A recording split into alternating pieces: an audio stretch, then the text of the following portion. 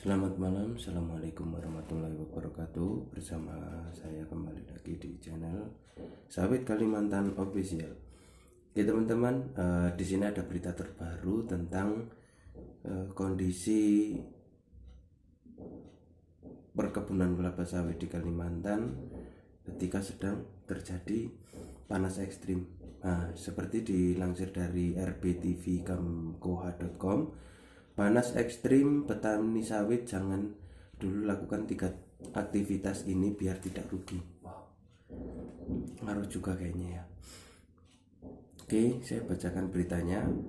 Dalam tahun ini, dunia sangat disibukkan dengan antisipasi dampak El Nino yang berimbas pada aktivitas petani sawit di Indonesia.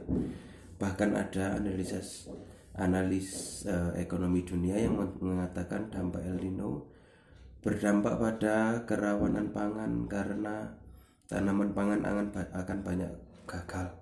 Nah, kita akan tahu nanti apakah untuk tanaman sawit ini juga berpengaruh, cuaca panas ini berpengaruh terhadap tanaman sawit atau tidak ya teman-teman ya. Informasi yang dirilis Badan Meteorologi, Klimatologi dan Geofisika BMKG menjadi informasi yang penting bagi pelaku usaha tani di Indonesia. Berdasarkan catatan BMKG, suhu rata-rata berada pada 34 sampai 36 derajat Celcius. Untuk musim kering ini, BMKG memperkirakan puncak atau suhu maksimum yakni bulan April sampai Juni. Bahkan beberapa sumber mengatakan sampai bulan Agustus 2023. Wow. Panjang sekali ya teman-teman ya. Kondisi ekstrim seperti ini telah mewanti-wanti petani, termasuk petani sawit, karena akan mempengaruhi aktivitas agronomis pasca panen dan produktivitas, baik tanaman pangan, hortikultura, dan beberapa jenis tanaman perkebunan. Menanggapi informasi BMKG tersebut, Ketua Umum DPP Asosiasi Petani Kelapa Sawit Indonesia atau yang disingkat APKASindo, Dr. Gulat ME Manurung mengatakan naiknya suhu seperti saat ini tidak akan berdampak secara langsung kepada tanaman kelapa sawit. Nah, ini ada kabar baik berarti ya. Tidak akan berdampak langsungnya suhu terhadap tersebut karena tanaman kelapa sawit merupakan tanaman kelompok fisiologis C4 yang mempunyai kemampuan daya adaptasi atau toleran dengan lingkungan panas dan suasana kering. Itu jadi untuk para petani kelapa sawit tidak perlu takut karena musim panas ini tidak berpengaruh, walaupun berpengaruh kepada para petani-petani di Indonesia, tapi tidak berpengaruh untuk petani sawit.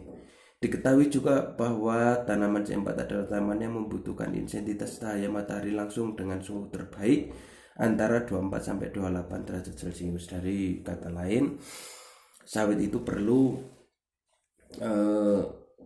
hidup di cuaca yang panas ya teman-teman ya. Nah, ini ada kabar baiknya berarti. Secara teori pada tanaman C4 bahwa semakin naik intensitas sinar matahari dan suhu maka akan meningkatkan pula serapan CO2 untuk proses fisiologis dari laju fotosintesis yang lebih efektif. Dan alasan inilah saya katakan supaya petani sawit jangan terlampau khawatir, ungkap Gulat seperti dirilis dari laman cakaplah.com. Gulat juga menjelaskan bahwa suhu rata-rata yang dilaporkan oleh BMKG yaitu 34 sampai 36 derajat Celcius secara teori masih dapat ditolerir oleh kelapa sawit, namun perlu antisipasi agronomis gitu ya.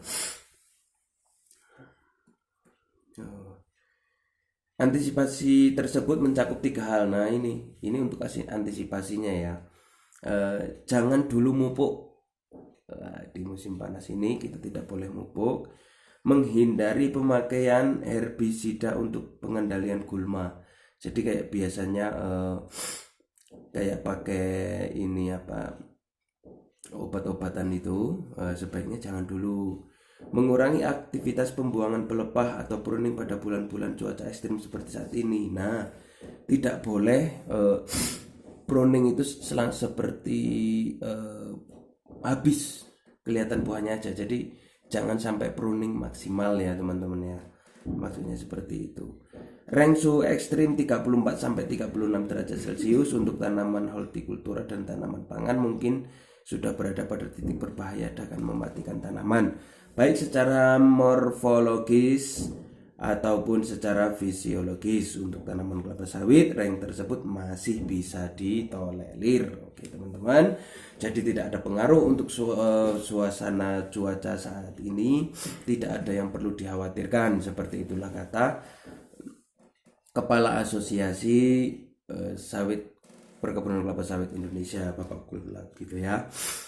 Oke, jadi untuk cuaca ekstrim yang kita hadapi sekarang ini tidak perlu para teman-teman pengelola, petani atau yang mempunyai perusahaan